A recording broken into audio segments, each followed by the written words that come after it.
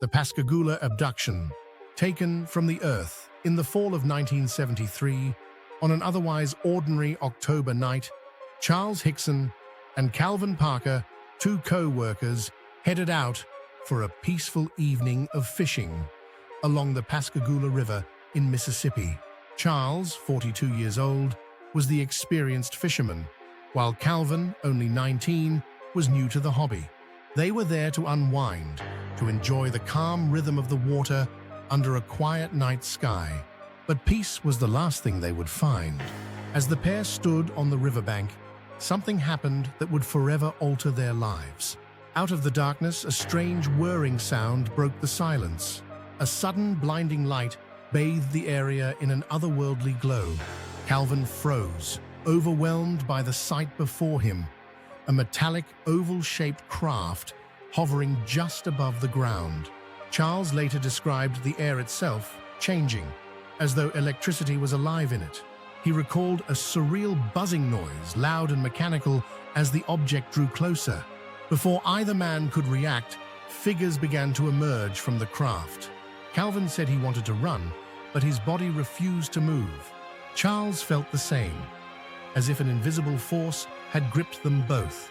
Three beings, grey and featureless, floated toward them.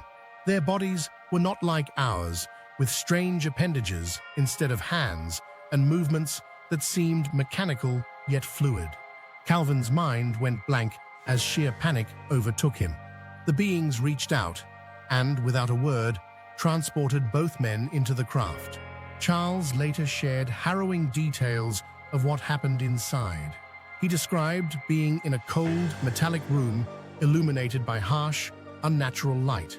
His body felt weightless, suspended, and helpless, as though he were being studied. He couldn't see Calvin, but sensed he wasn't alone. One of the beings seemed to scan him with a device, its touch leaving a chilling numbness. Calvin, meanwhile, said he remembered nothing at first, just overwhelming fear and the feeling of losing time. When the men were finally released, they found themselves back on the riverbank. Hours had passed, yet it felt like mere moments. The craft was gone, and the night was silent once again. Calvin was in shock, trembling uncontrollably, while Charles tried to comprehend what had happened. The two men sat in their car, too stunned to speak, before deciding to report the incident to the authorities. At first, the police were skeptical, as you might imagine. But something about the men's story was too consistent, too real to ignore. Both Charles and Calvin were interviewed separately and gave matching accounts. The sheriff even admitted that neither man appeared to be lying. They were clearly shaken, their terror unmistakable. Soon the story spread like wildfire. Newspapers picked up the bizarre encounter, and the Pascagoula Abduction became one of the most famous alien abduction cases in history. Skeptics were quick to question the tale, but Charles and Calvin's accounts remained unshakable. They even agreed to undergo polygraph tests and hypnosis to recall suppressed memories, and the results only solidified their credibility.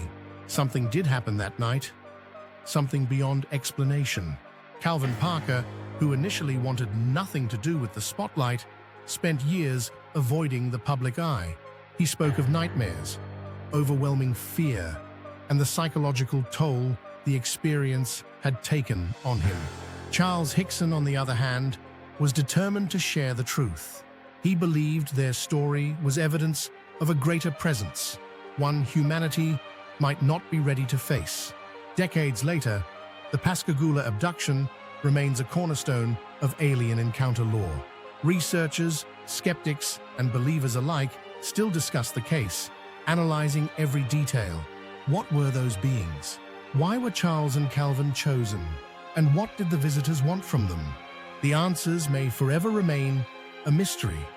But the truth is, something extraordinary happened on the banks of the Pascagoula River that night. Whether you believe it or not, the men's terror was real. Their story stands as a chilling reminder that perhaps we are not alone.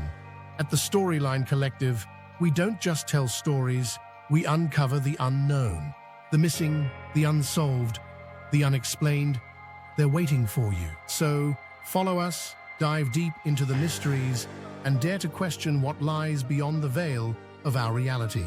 Because some stories refuse to rest, and some truths refuse to stay hidden.